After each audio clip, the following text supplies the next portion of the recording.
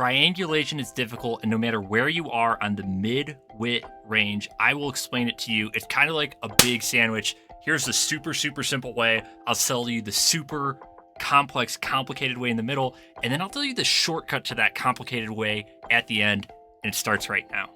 Right now, it's White's move in this endgame, and the key to winning this game is triangulation.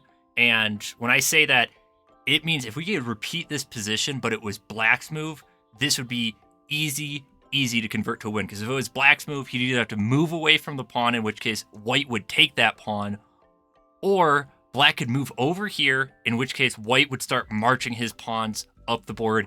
Either way, it's a win. And so White has to figure out how to give the move back to Black. And so in order to do that, he's going to move 3 times, and Black's going to move 2 times. 3 times for a triangle, 2 times for, that's what Black's going to do. And so he's going to move back out of the way, and now it's Black's move. If he moves over this way, White's going to start marching those pawns forward. So he's going to stop those pawns. White is going to move over. He's not going to go right back to the pawn. He could move right back to the pawn and attack it, but then Black would just move back. And right now, Black doesn't have any options here. He can move back, in which case we're going to jump forward. We're going to have succeeded in triangulation. Or if he moves over this way, he's like, hey, I'm going to go take this pawn. Well, it doesn't work, because if he does decide to take that pawn, well, he's never going to be able to catch White's pawn. It's just going to keep moving all the way up the board. And so if he does go back, I'll just show the win here. Now it's Black's move, the most resilient way. Okay, well, let's hold on to my pawn. White jumps forward. Black tries to stop. Now White jumps forward again, and it's just going to be a complete runaway. Now that's for on the lower end of the midwit spectrum. We're going to check out in the middle and the top on this next position. Then I'm going to show you how it's shown in action in a real game. Okay, so again, right now it's White's move. If it was Black's move and he had to move out of the way, White would just jump in, grab this pawn. So he has to give the move back to Black. And a way to look at this, the complicated way to look at this, is corresponding squares. This square and this square are corresponding. And so when White moves into this red square, Black needs to move into this black square in order to defend. So White moves over, Black has to move straight back. If he moved up here to D8, then White would move up to D6. And that's our second set of corresponding squares. So let's show what that looks like. Black moves here, White moves here, here, and, that's going to be GG's. There's one final trick. You got to under-promote to a rook, otherwise it's stalemate. But easy enough, we have another set of corresponding squares. These two are corresponding squares. So going back to the original position, White, he moves forward. We know that if White moves to this square, Black has to respond with this square. And now we know that if White moves to this square, Black has to correspond to this square right here. Don't worry, we're going to tie it back in an easy way to explain this in just a moment. And so Black here moves straight back. He's preparing. No matter what happens, if we go here, I got here. If we go here, I got here. And so White says, okay, well, let me keep my options open. I'm going to move just straight back now.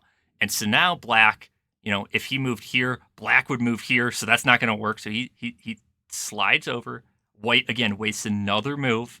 And Black, if he moved here, this would be over. He'd slide over here, okay? So now we go back this way. White moves forward. And now we're in trouble because Black needs to be able to defend this square with this square and defend this square with this square. We actually kind of did a little mini triangulation. We had a little triangle with those 3 squares right here versus Black was only able to move in those 2 squares right there.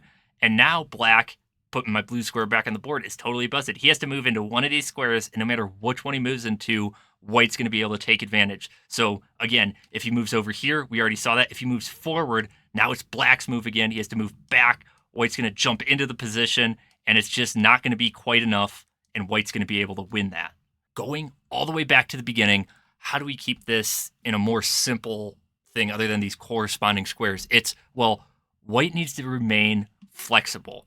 When he moves over here and Black moves back, he says, well, let me move back. Now I've got both of these squares I can move into, but Black, you've only really got that one square over to the side. When Black moves over to the side, he says, okay, cool, I'm going to remain flexible. Flexibility is the key idea. When your opponent doesn't have a lot of ideas, but you do have more of those ideas, triangulation in these king and pawn endgames is gonna be the secret, especially if those corresponding squares are just too confusing to understand. Okay, so we've got all three ideas here on the table. How does this play out in a real game? Let's check it out. Now, as we first look at this might not look like a triangulation idea, but it's going to come into play. So as we look at the game, white needs to get rid of this pawn for this pawn or vice versa, and then promote the other pawn.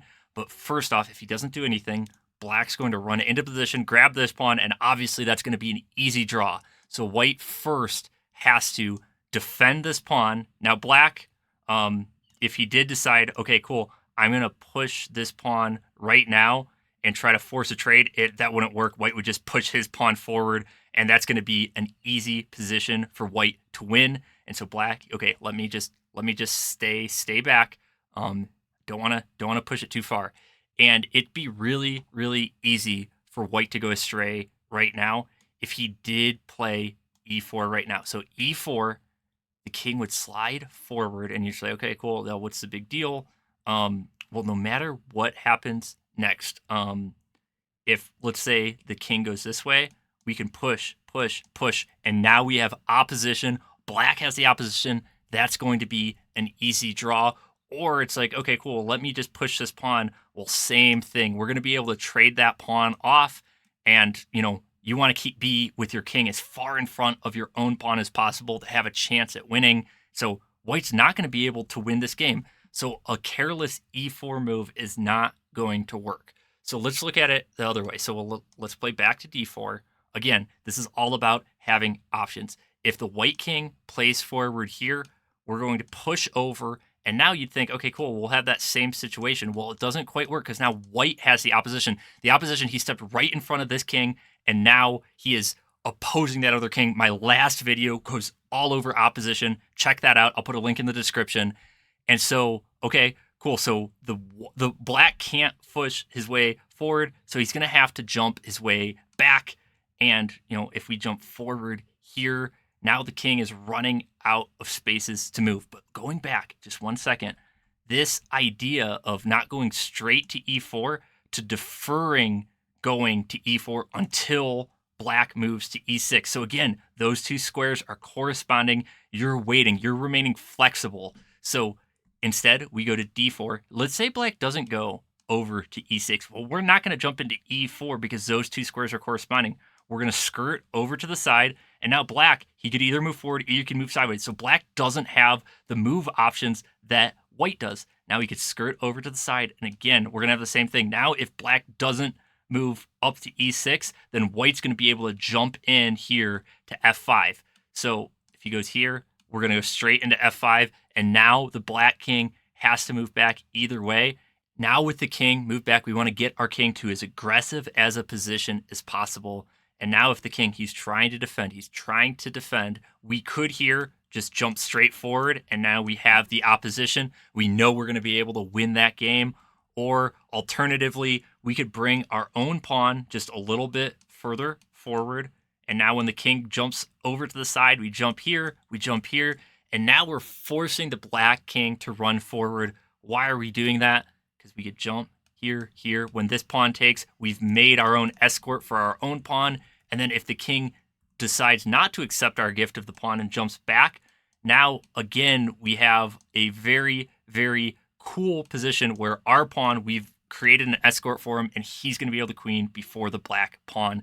Plenty of ways to win, all brought to you by Triangulation. This is the third video in a series on endgames. This is the second one on Ervin Chernev's Practical Chess Endings. I've also got Silman's endgame book. I'm going to be going through a couple examples from there and really distilling these ideas down to digestible nuggets.